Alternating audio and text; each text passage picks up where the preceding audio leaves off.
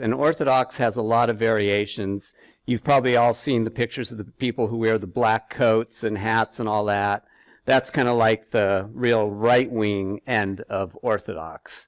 So we joined a Reform temple, and I started getting trained for my bar mitzvah. Until then, I basically didn't know anything other than we were Jewish, supposedly. And that meant getting into Hebrew school, and then they had a separate religious school. And the Hebrew school I actually liked, and the religious school I actually hated. It just did not appeal to me at all. And kind of like what you all shared in the scare tactics that they use, like the fear of Armageddon. Well, we Jews, because of our long history, we have several thousand years that some people would look at as a lot of persecution. And we were taught a lot about all the times we were oppressed by different peoples. And in fact, I remember kind of the height of that was we actually saw a video in maybe 6th grade where we saw a video from when they liberated the concentration camps in Germany. And literally, when they would kill Jews, they would strip all their possessions. And when the United States Army came into the camps where there were still some Jews alive, they would find these huge, mountains of, shoes and clothes and belts. They pulled gold out of the teeth. And even there were bodies. I mean, they literally showed mounds of bodies that had not been cremated yet, had not been burned or buried, that were as tall as this building. And they showed these bodies getting bulldozed. So they were really trying to scare us also about what could happen to us as Jews.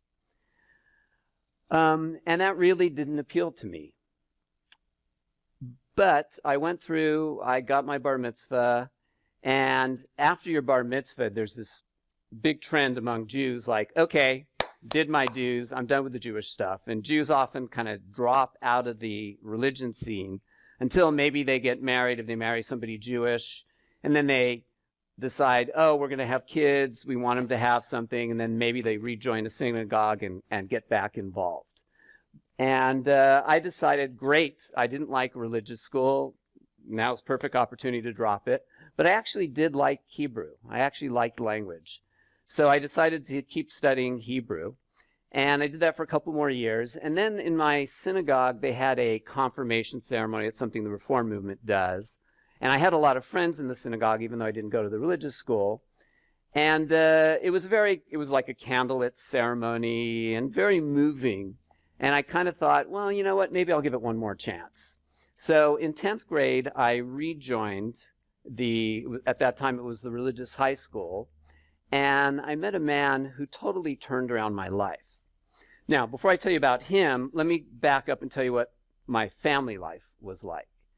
So my dad was probably abused on some level in his childhood, though I know no details about it. And he could become very violent. He was the absolute dictator of the house. My word is God. And you didn't question it, and if you did, you got hit. And when he got into one of his rages about something you did wrong, he would just, lose it. And it was not pretty. And unfortunately, I really didn't feel safe at home. I also, kind of like Lynetta shared earlier in the panel, had a lot of trouble falling asleep at night. And things in my teen years kind of got worse. I actually remember dinner times in my house. It was my mom and dad and myself, and I have 2 younger sisters. Dinner times were an absolute nightmare because inevitably there would be some kind of fight that would go on, and it would initially start verbally, and then eventually it could lead to somebody, often me, getting hit. And in fact, I kind of made almost like a vow to myself at one point where I said, you know what, don't open your mouth, because if you do, nothing good will come of it and you'll just get hit. And, I didn't say it out loud, but I kind of lived my life that way and tried to keep everything I felt, what I liked and didn't like, to myself. And I really kind of quashed myself. And literally that, kind of like Lynetta shared earlier, that, she couldn't sleep at night literally without a man in bed. Well, I kind of carried in my jaws what they call TMJ, where it's just so tight and, grinding teeth, particularly at night, that's been like a lifelong thing until recent years, to the extent that I've had to start having dentistry because my teeth started cracking from all those years of kind of holding it in. So that was kind of like a lifelong legacy of our house. So that's kind of what things were like at home. So going back then to 10th grade, so I started religious school again, and in this case, I had an amazing, amazing teacher. His name was Phil Silverman, and he was not particularly religious. He was what we might call a traditional Jew, and he invited our class over to his home. He didn't just teach, the 1.5 hours of religious school we had every week, but he actually invited our class into his home to experience a living Judaism that was way more beautiful than anything I had experienced. So what would happen, this would typically be on a Friday night, which is the Sabbath, is he'd invite us over and we would have a meal together, and there would be singing at the meal. No singing in my house. And there would be conversation, and he was genuinely interested in what was going on in all of our lives. He would ask questions, and my parents never asked questions like those. And there's even, in a traditional household, there's a blessing you give your kids every Friday night, literally a blessing right out of the Bible. And he would bless all of our classmates as if he were blessing his own children. And it really, really touched my heart. I really felt a love and a joy that I had never experienced in Judaism. And an acceptance from him, almost as if he became a new father for me. He sort of did. In fact, it was this amazing contrast I had between the way my dad was and the way that Phil was. Sometimes like you look at these and it's like, wow, a dad could be this or a dad could be that. And that went on for the rest of high school. And then when I was, one other thing about the whole Jewish aspect is, so my dad said that being Jewish was important. He didn't really give us a reason why, but he clearly did feel that. And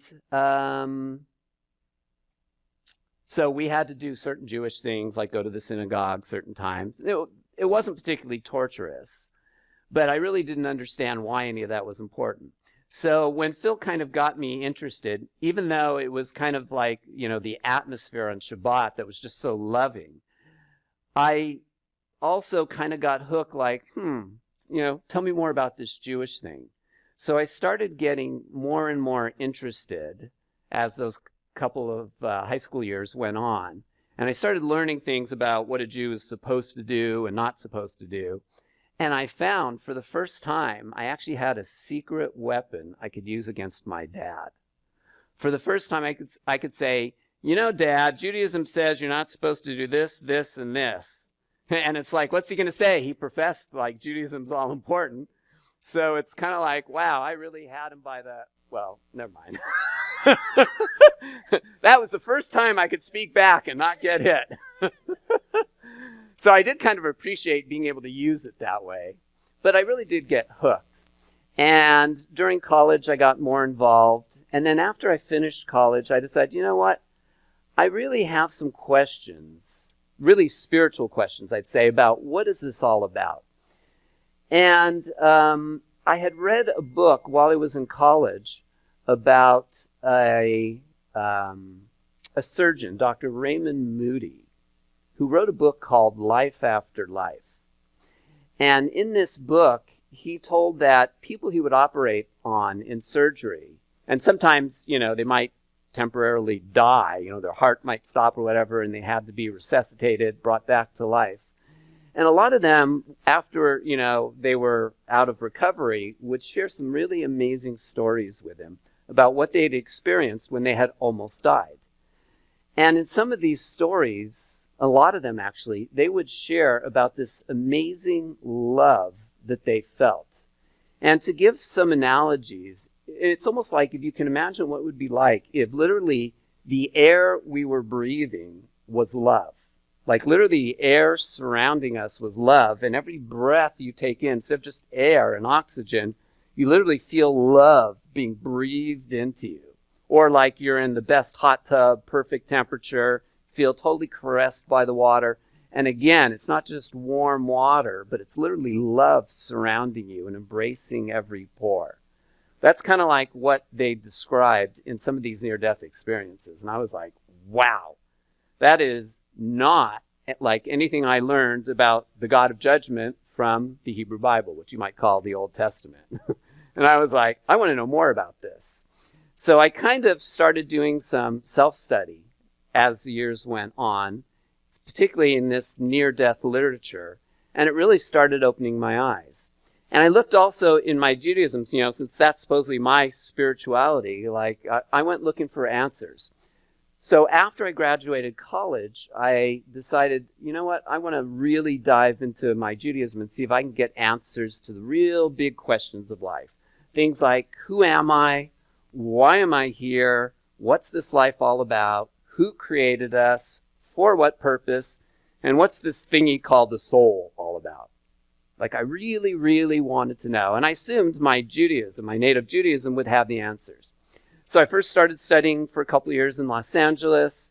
Didn't find what I was looking for. Then I went to Jerusalem, ended up studying there almost 3 years.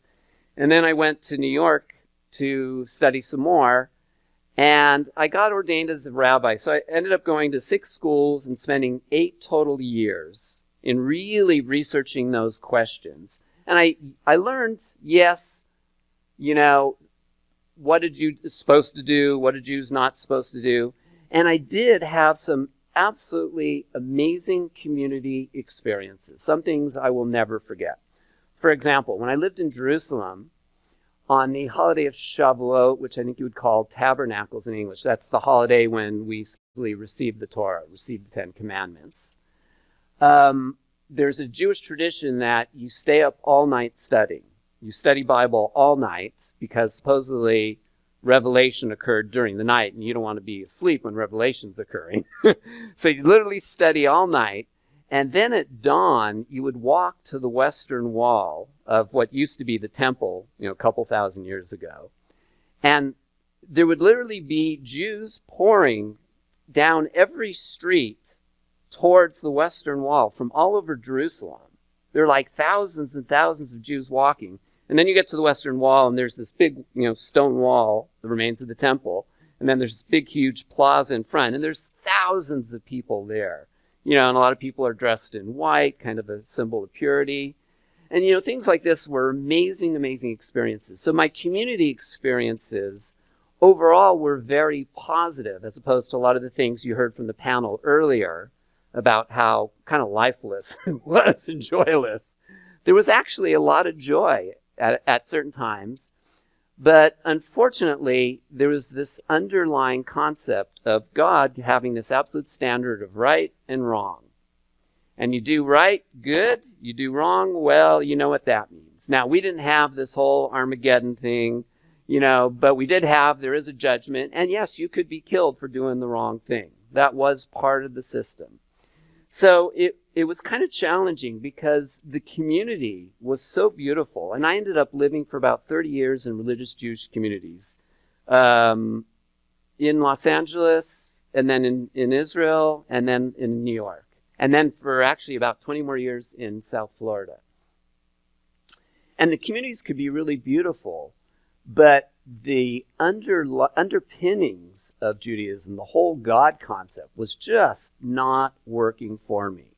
And the more I did these, I'll call secular spiritual studies, things like near-death experiences, the more the contrast was there.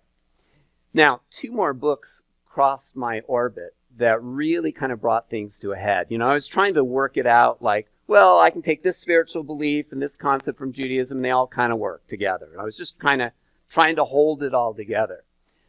But then two more books crossed my path. One was from a Dr. Brian Weiss, who was a therapist, and another was from a Dr. Michael Newton, who was also a therapist. Now, one of the things I liked about these books, and also Dr. Raymond Moody, is as opposed to like coming up with an idea and then going to look for proof, what these guys did is they literally stumbled upon something they weren't looking for. You know, Raymond Moody didn't know about near-death experiences. He just had patients that just started talking to him, say, hey, doc, here's what happens when you were operating on me, or when I almost died. Well, these two therapists, the same thing happened. Brian Weiss, he would often use hypnosis for people who had trauma they needed to clear in their life. And he would use something called regression, where he would take somebody back under hypnosis to perhaps remember a childhood trauma, which might be underlying a phobia they had. And for those of you who have not experienced hypnosis, it's not the nonsense that you've seen in the movies. All hypnosis is this very relaxed state where you're totally conscious, you're totally aware, nobody's telling you anything. All that happens is the therapist asks you, they do a little process to bring you back to a certain point in time, and then the therapist asks you questions. So, and I, you know, the first time I did this, I was kind of cautious because I wanted to make sure I wasn't being led or I wasn't making things up in my head. Like, I wanted to know this was real. And under hypnosis, you relax, and then you can get answers to things that you might not be able to get answers to otherwise. So Brian Weiss would use this regression to childhood technique to clear traumas. So, for example, he had one woman who came to him who had a trauma, a fear of water, just terrified of being around the water. And he did his usual techniques to bring her back, and she remembered a couple incidents in childhood. But in contrast to all the other times he had worked with patients and he'd help them remember something traumatic and then clear it, the phobia did not go away. And he was getting really frustrated that it wasn't clearing. And he was like, so what do we do to clear this? And he was about to refer her out, and he decided, you know what, I'm going to try it one more time. So he gives this command under hypnosis, and he says, I want you to go back to a time when this trauma first occurred. And then he starts asking questions. Where are you? What's going on? So this woman, and this is, maybe 50 years ago, starts describing getting off a clipper ship, a ship with sails, in probably New York Harbor, and she was a child, like she's describing a child's clothes, and she's getting off the gangplank to get up onto the dock, and she literally falls off the gangplank into the water, almost drowns, and somebody fishes her out of the water last moment. And everything she described is from like 100, 150 years ago, And Dr. Weiss, he's like listening to this, and he's kind of thinking to himself, like, is she having a psychotic break? Like, what's going on here? Because he had never experienced this, and he didn't know what to do, but he used his usual techniques for desensitization under hypnosis. And he brings her out of hypnosis, and within a couple weeks, the phobia was gone. And he didn't know what to do with this. He just kind of filed it away with, like, I don't know. And he just kept doing his practice. So a couple months later, a man comes to him with a phobia, and the same thing occurs. He uses his usual techniques, does not clear. Finally, he decides, you know what, let's give the same command. Go back to when this first occurred. And this man starts describing a life he could not possibly have lived. It was clearly not something from this life. And he again, Brian Weiss, doesn't know what to make of it, but he gives some instructions to desensitize him and brings him out of hypnosis. And sure enough, within a few weeks, his phobia was gone also. So Brian Weiss kind of stumbled onto an understanding that people under hypnosis really can remember past lives. And they call this now past life regression. And I decided, you know what, I really wanted to check out if this was real. You know, it sounds good in the books, but is this real? So I decided to check it out myself. So I met a therapist who does past life regression, and I experienced hypnosis. And as I said, it's just a relaxed state, and you're totally conscious. And the therapist was very careful. She did this process to lead me back, and then she started asking questions. And again, I'm such a thinker, I was worried, like, you know, I don't want to be making up things in my head because I know how good I can do about this. I want to know this is real. So she starts asking questions like, where are you? You know, like Sydney, Australia.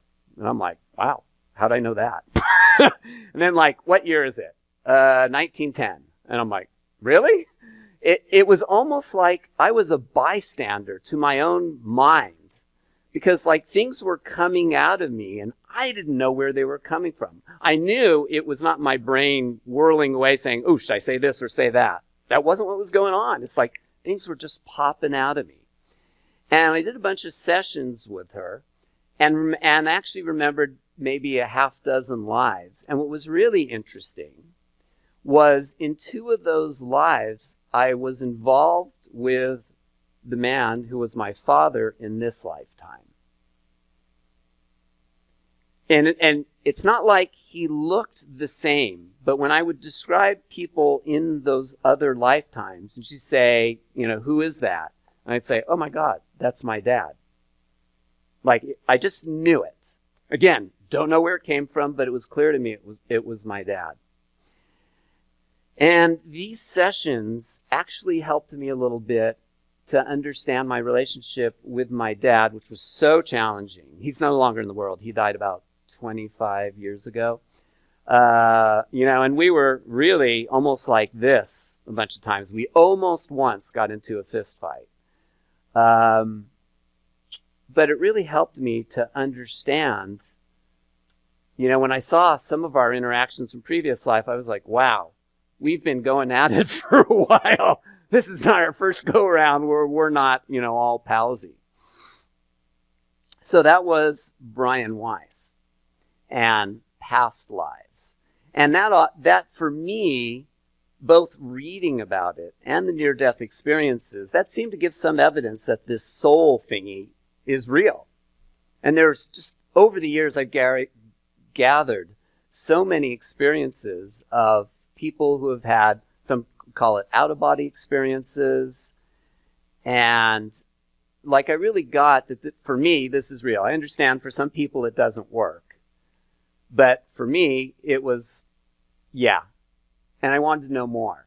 Now, I'm still looking those big questions. Who are we? Why are we here? What's it all about? Who's this supposed God that created us? Why did he create us? And what are we supposed to be doing? Is there something we're supposed to be doing? That was kind of the big question that was underlying it all. So the best source that really totally flipped my world was Dr. Michael Newton. Again, another therapist, also used hypnosis. And he found under hypnosis that if he did more extensive bringing people back, his sessions were typically 3 to 4 hours, whereas a past life regression session might only be about an hour and a half. So he did deeper states of hypnosis. He found people could remember everything a soul experienced in between incarnations. In other words, if you do past life regression, you can remember previous lives all the way up to dying in a previous life. In fact, I did experience that. There was one life I experienced. It was very austere, probably in Europe. I think it was probably a Jewish life. Not all of them are. And I remember having a wife, but I didn't see any kids around. And I was very standoffish. You know, I was just kind of involved in studying, doing my own thing, and I was not really involved in the community. And in fact, I was kind of judgmental. And I remember at that lifetime ending suddenly, I think there was a pogrom, which is like a massacre. And I remember literally my soul rising up after obviously having been killed. And what I remember the most from that session was this profound regret I had about not getting more involved with other people. In fact, it was so profound that even under hypnosis, tears were streaming down my cheeks. And the reason it touched me so much is, in my earlier life, this life, I had this huge tendency to be really judgmental. At one point, I could criticize everybody for something. I could find something wrong with you and you and you and you, and I could go on everybody around me, what's wrong with them. I was absolute expert at being judgmental. And the good thing about being judgmental is you don't have to do anything. If you all are wrong for whatever you're being, it's like, well, of course I'm not going to get involved with you and do anything with you or want to hang around you. It's a great excuse to separate yourself from the world, and I used it for that. That was kind of my arrogant phase, I'll call it, as opposed to my current humble phase. So going back to Dr. Michael Newton, what he discovered was, under deeper states of hypnosis, you could remember not just a previous life and dying, but everything that the soul experienced, going to the other world. You can call it heaven if you want. I call it the soul world. And everything that went on until you reincarnated into a new body. And he paints the most beautiful picture of how everything is organized and loving and beautiful, and how supported we are, and how we have soul friends like, you all here. We may actually be soul buddies up there. Wouldn't surprise me at all. If you ever meet somebody and you just feel this instant connection, some of you are nodding, well, that's probably a soul buddy.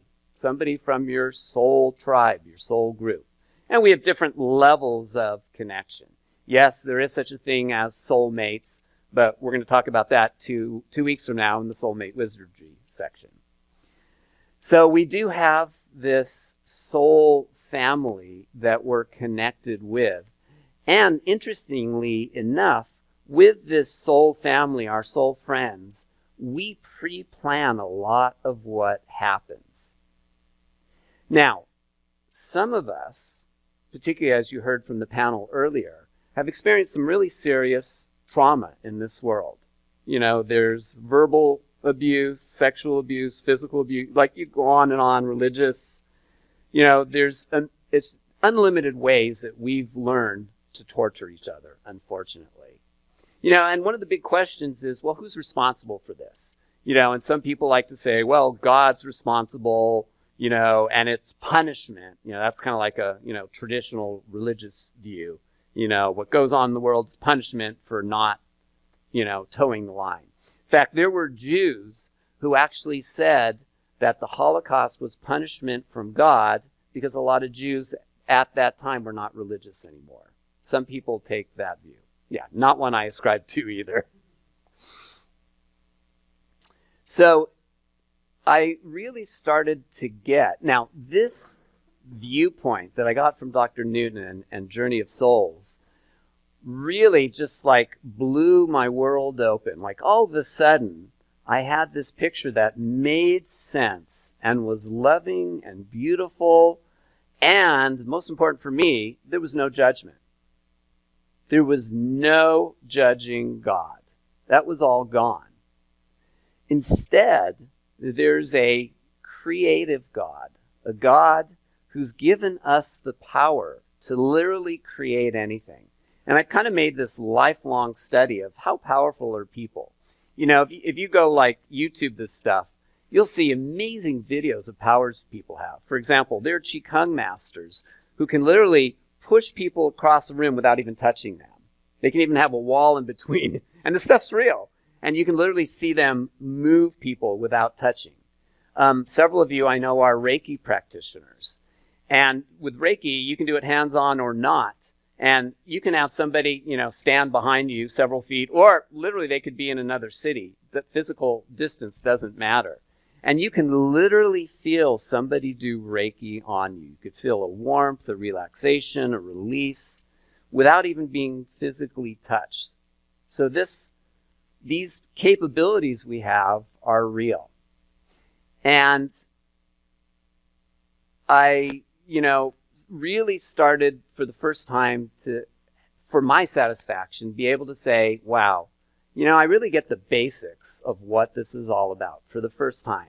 Now, the only problem I had is this did not interleave anymore with Judaism.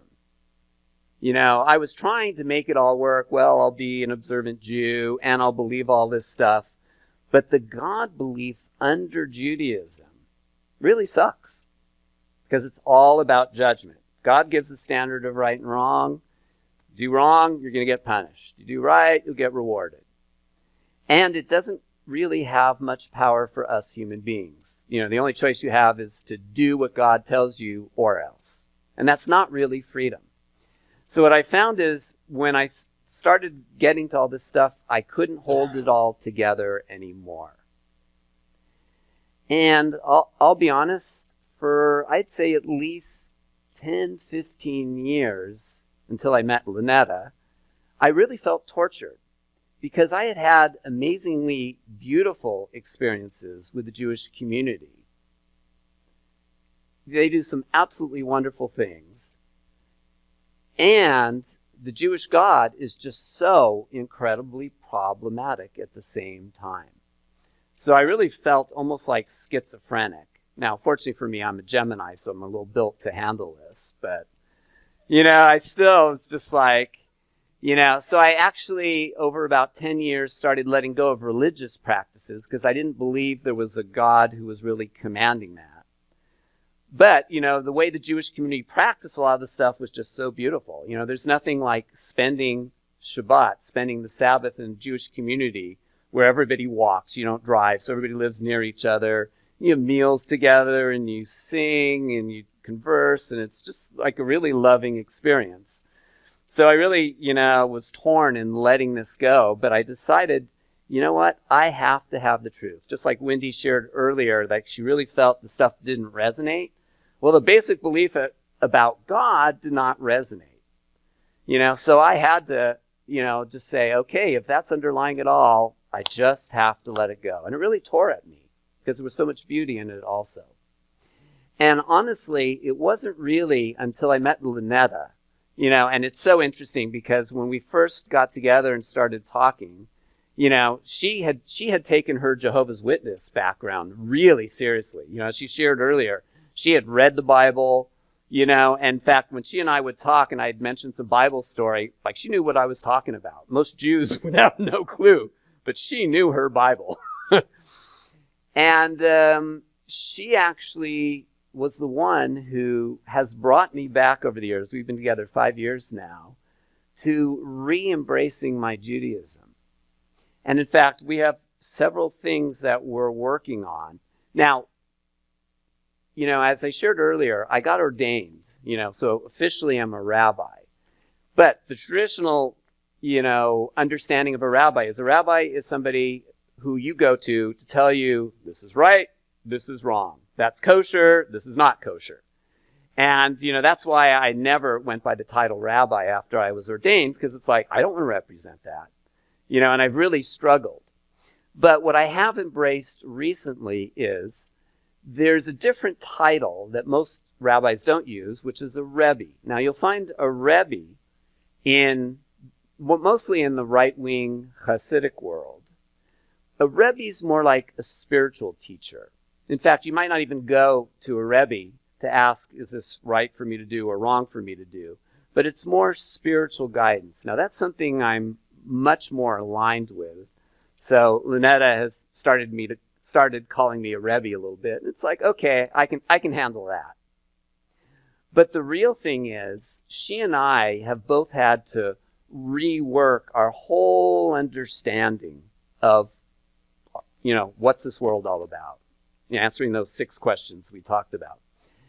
And she, and both of us, the whole Journey of Souls perspective from Dr. Michael Newton really ultimately works.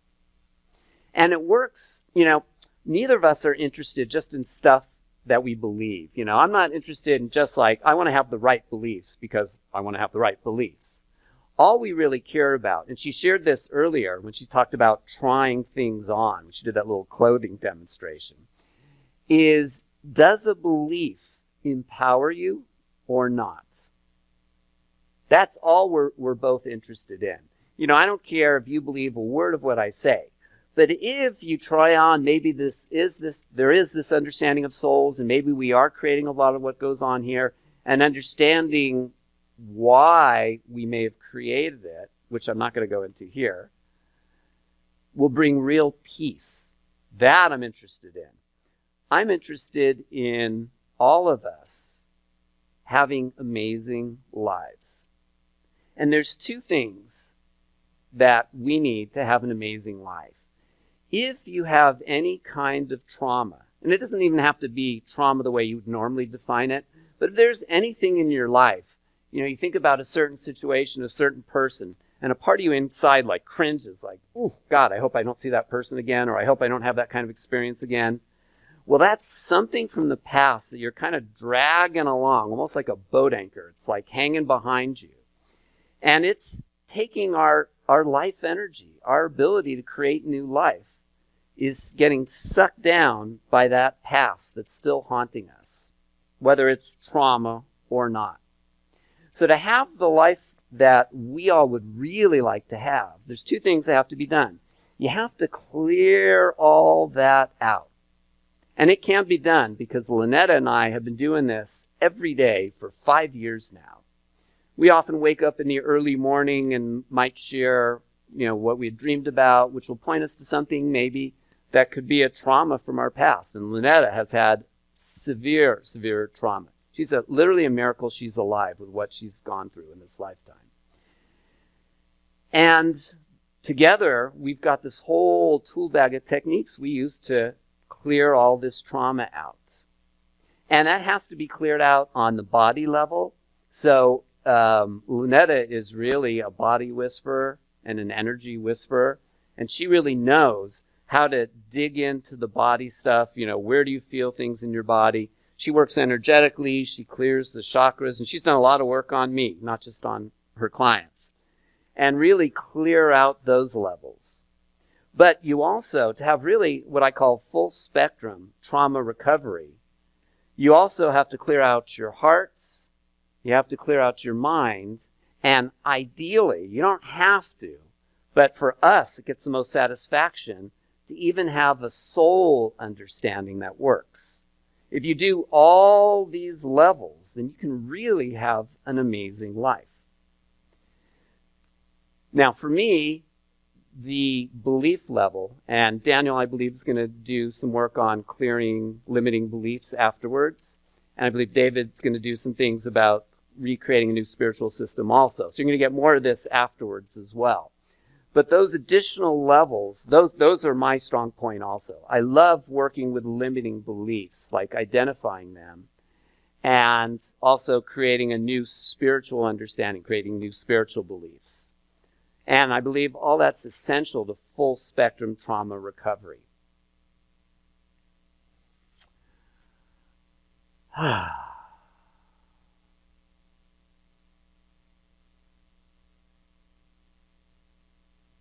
So what I want to recommend is that you all really, you've done, the fact that you're all in this room, you've all done amazing work. You've all had different levels of really challenging situations. And some of the things I know about you all are absolutely horrific, some of the things you've all experienced. And my heart goes out to you. I understand how challenging your lives have been. And I'm sure you could share more with we if you want. We could sit. But there's no reason to sit in all that and not to have a full-out life. So all that can be cleared with techniques that we've shared already and techniques that are going to be shared later in this broadcast. And as Wendy said, go for it. Find what works for you and really clear all that stuff out. That's part one. Now, the second part is you want to create your new life. And this is something, especially those of us who have religious backgrounds, have not been trained in. You know, and we're told God's in charge of everything. As Amy pointed out, it's kind of disempowering because somebody else is supposed to tell me what I'm supposed to do and not do. And it's like, ultimately, my understanding from everything that I've shared with you so far is God has created us to be creators. God's given us full power to create anything we want.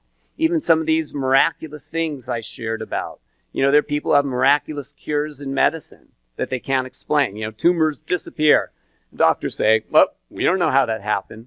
Well, really, I believe every single one of us has the power to create any of those things that we would call miracles today.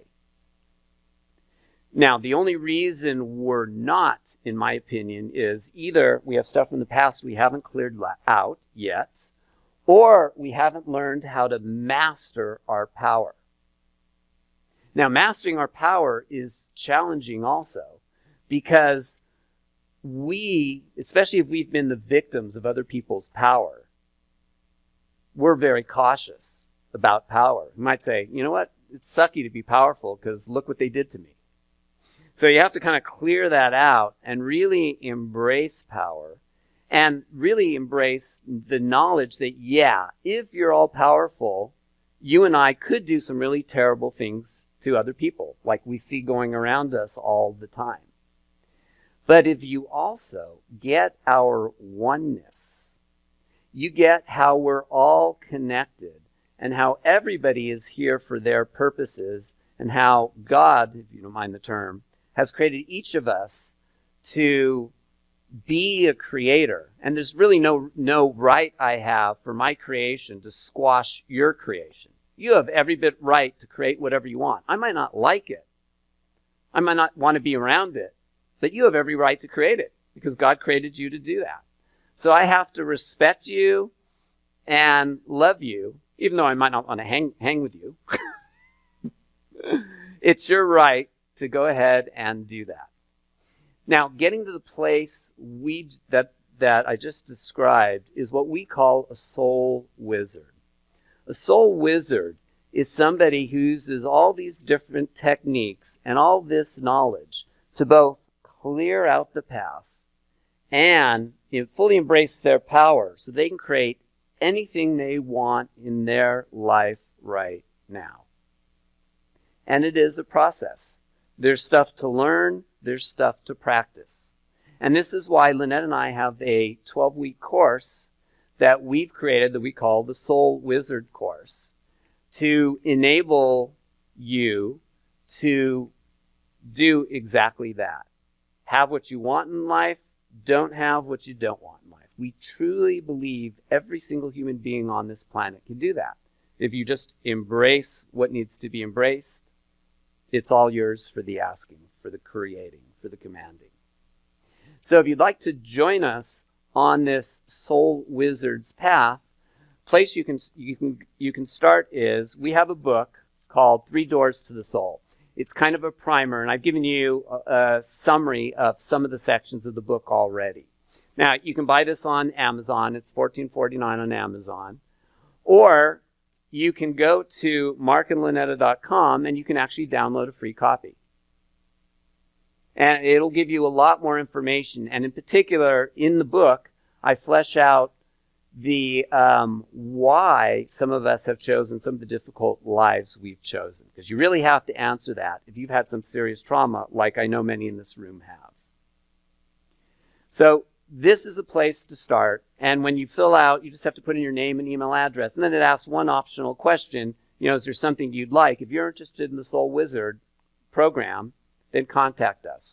We're launching a pilot of it right now. And we'd love for anybody who's interested to participate and really, help us fine-tune the program and you all to get the life you want.